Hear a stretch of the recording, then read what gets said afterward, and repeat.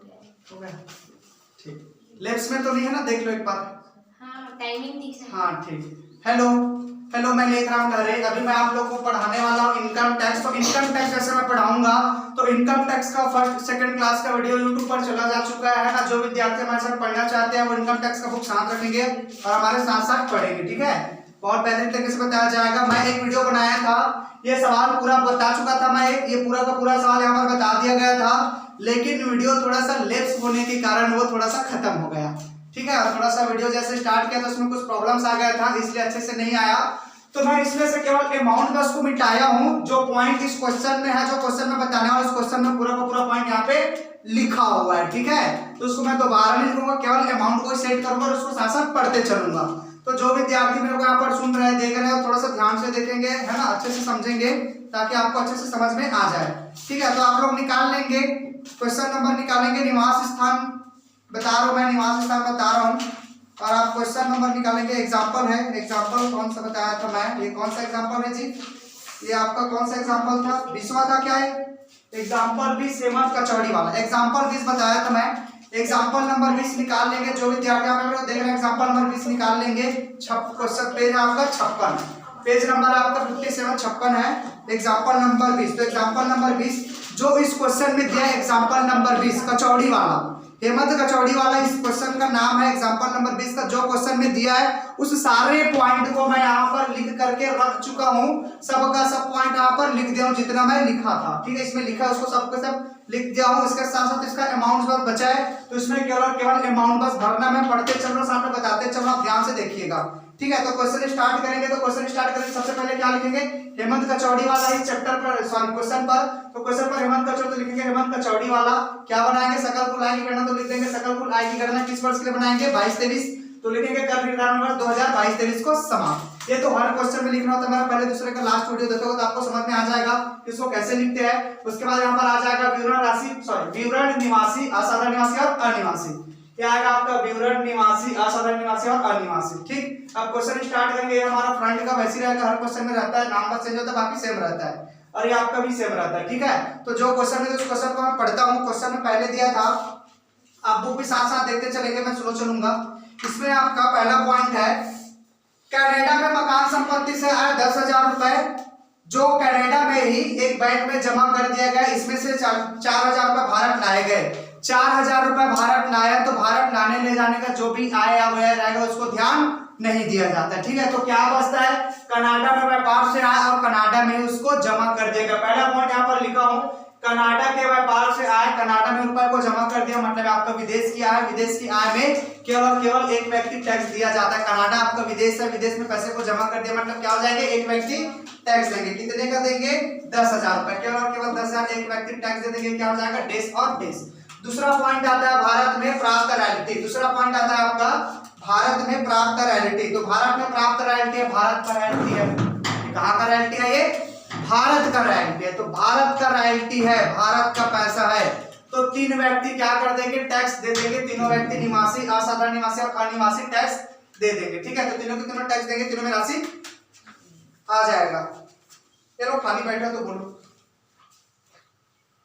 ठीक है। ये आ जाएगा। इसमें कितने का आएगा देखो तो बताओ। भारत में प्राप्त रॉयल्टी कितने का है बताओ, 24,000। 24,000 का टैक्स क्या हो जाएगा, तीनों दे देंगे। इसमें आ जाएगा 24,000, इसमें भी आ जाएगा 24,000, इसमें भी आ जाएगा आपका 24,000। अगला पॉइंट बोलो, श्रीलंका में व्यापार से आए, उसमें दिया टोटल 25,000। श्रीलंका में व्यापार से आए, अगला पॉइंट श्रीलंका में व्यापार से आए, टोटल है 25,000, जिसमें से 15,000 रुपए भारत में प्राप्त हुए, बाकी का राशि वहीं पर जमा कर दिया है। और जमा करने के बाद जो व्यापार है, श्रीलंका का व्यापार है, भारत से नियंत्रित है, ठीक है। तो इसका लेखा ऐसे होगा, जैसे मैं इसमें समझा रहा हूं, ये हमारा तीसरा पॉइंट के लिए मैं बता रहा हूं। हमारा टोटल राशि है 25,000, मतलब श्रीलंका में जो व्यापार से आय हुआ टोटल कितने का है, 25,000 रुपए का है। तो ये 25,000 रुपए में से, ये 25,000 रुपए में से 15,000 रुपए भारत में प्राप्त होता है, भारत में प्राप्त, और बाकी का रुपए वहीं पर जमा कर देते हैं। वहीं पर मतलब 25,000 15,000 भारत में प्राप्त, बचा कितना, 10। तो 10,000 रुपए को क्या करेंगे, विदेश में ही जमा कर देंगे। ये विदेश में जमा, विदेश में प्राप्त किया, विदेश में प्राप्त। लेकिन ये व्यापार किससे नियंत्रण है, भारत से नियंत्रण है, भारत से से नियंत्रण है। ठीक है, तो भारत से नियंत्रण है। टोटल हमारा 25,000 है, 25,000 में से 15,000 भारत में प्राप्त हुआ है और बाकी का 10,000 क्या होगा, विदेश में प्राप्त हुआ है। तो इसका लेखा यहाँ पर करेंगे, यहाँ पर लिख देंगे तीसरा, श्रीलंका में व्यापार से आय, हेड डालेंगे भारत में प्राप्त। भारत में प्राप्ति कितने का है, 15,000। तो भारत में प्राप्त, मैं पहले से बताया, भारत में आय रहेगा, प्राप्त रहेगा, भारत का रुपया रहेगा, आंख बंद करके रुपए को तीनों में डाल देना है। ठीक है, तो यहाँ पर क्या हो जाएगा, भारत में प्राप्त कितना है, 15,000, तो तीनों में आ जाएगा भारत में प्राप्त 15,000, 15,000 और ये 15,000, तीनों में आ जाएगा आपका 15,000 रुपए। उसके बाद बाकी का राशि क्या है, 10,000। बाकी का राशि क्या है, विदेश में प्राप्त, मतलब वो विदेश की राशि है, विदेश में प्राप्त हुआ है कितने का, 10,000 रुपए। तो विदेश की राशि विदेश में प्राप्त मतलब कितने व्यक्ति टैक्स देंगे, एक व्यक्ति। लेकिन इस क्वेश्चन ने इस पॉइंट पर बोला है कि जो विदेश में व्यापार चल रहा है वो किससे नियंत्रित है, भारत से। मैं पहले ही बताया विदेश का व्यापार भारत के कंट्रोल पर, हमारे कंट्रोल पर रहेगा। तो कितने व्यक्ति टैक्स देंगे, 2 व्यक्ति टैक्स दे देंगे। ठीक है, तो 2 व्यक्ति क्या करेंगे, टैक्स देंगे। तो विदेश की आय भारत से नियंत्रित है, 2 व्यक्ति क्या करेंगे, टैक्स देंगे। कितने का, 10,000। 10,000 ये टैक्स दे देगा और 10,000 ये दे देंगे और ये क्या रहेगा, देश रहेगा। ठीक है, आगे आता है पेरिस में विनियोग से आय। आगे आएगा आपका पेरिस में विनियोग से आय। तो पेरिस में विनियोग से आय कितना दिया है, 10,000। पेरिस आपका विदेश है, पेरिस आपका विदेश है, विदेश की आय है, तो कितने व्यक्ति टैक्स देंगे, केवल और केवल एक व्यक्ति। पहले इस बात को मैं बोल चुका हूं, बता चुका हूं। तो विदेश क्या है, एक व्यक्ति टैक्स देंगे, विदेश में जमा कितने का है, 10,000। ये आ जाएगा आपका 10,000, ये क्या रहेगा, देश।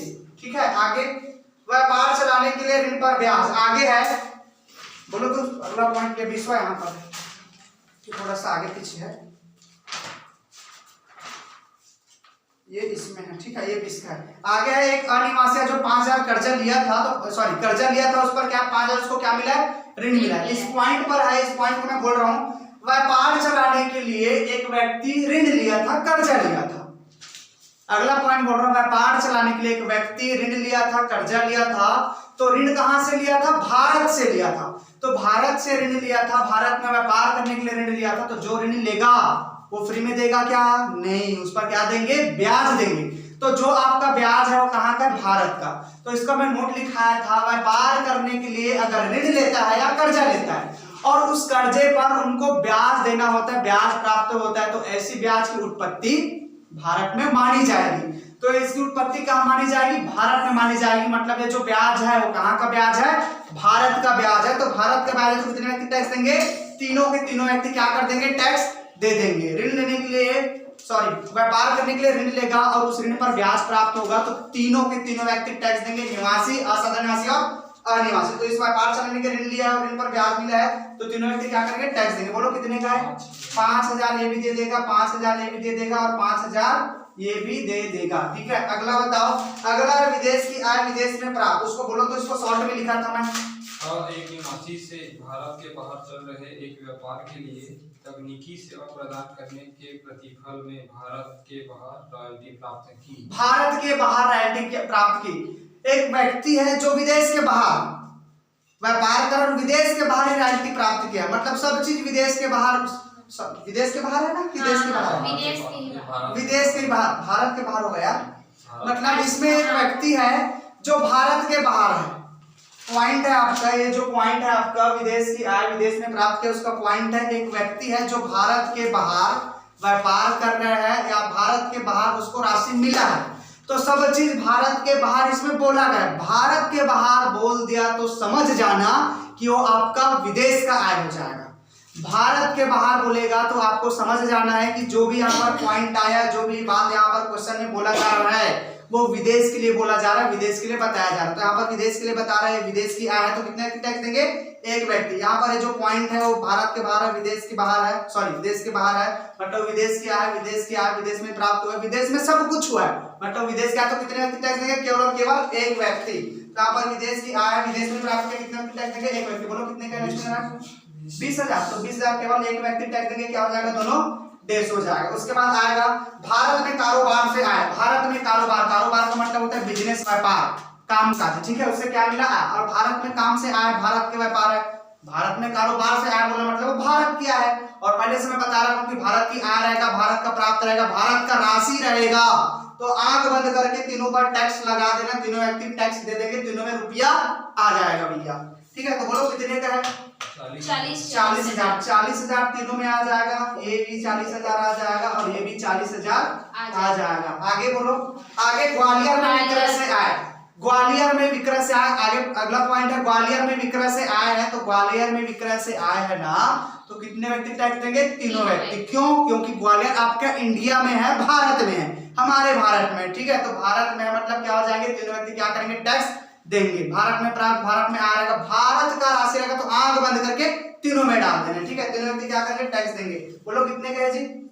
30,000, 30,000 और ये 30,000, तीनों क्या करेंगे? टैक्स देंगे। इसको टोटल कर दो, तो एक बात करो, तो टोटल करो, तो टोटल जो टोटल किए थे उसी को बता दो।